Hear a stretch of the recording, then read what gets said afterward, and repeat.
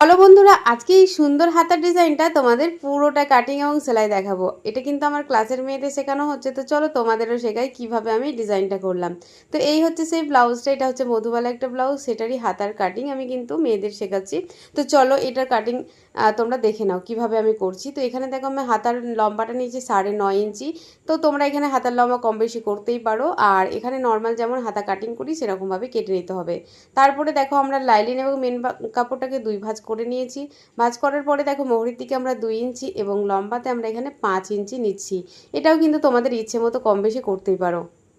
এবার আমাদের দেখো একটা সুন্দর শেপ দিতে হবে, জাস্ট হালকা করে দেখো আমি যেভাবে হাতাটা শেপ দিচ্ছি ঠিক সেরকমভাবে তোমরাও একটা শেপ দিয়ে নেবে।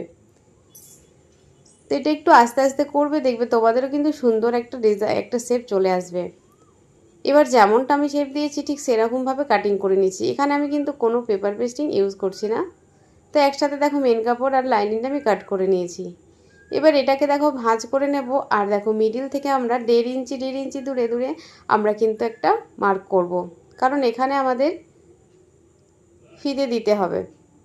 তো দেখো এখানে 3টে আর মিডিলে একটা, টোটাল 7টা লক আমাদের করতে হবে। তো এরকম যেমন আমরা ফিতে তৈরি করি ঠিক সেরকমভাবে তৈরি করে নিয়ে এখানে ছোট ছোট কাট করে নিয়েছি 2 ইঞ্চির।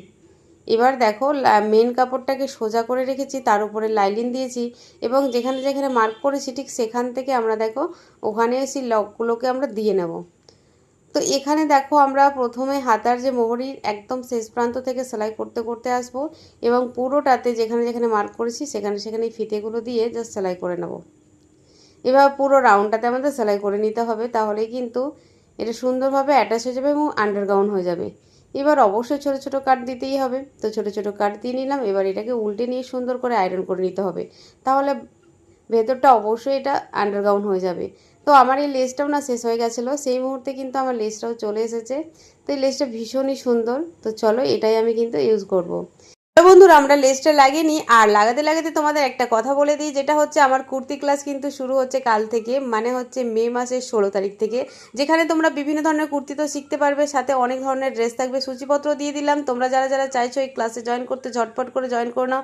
স্ক্রিনে দেওয়া নাম্বারে ফোন করে সমস্ত ডিটেলস জেনে নিজের নামটা এন্ট্রি করে নাও। হাতে কিন্তু একদমই সময় নেই, ঝটপট করো কিন্তু, আর কিন্তু সময় নেই।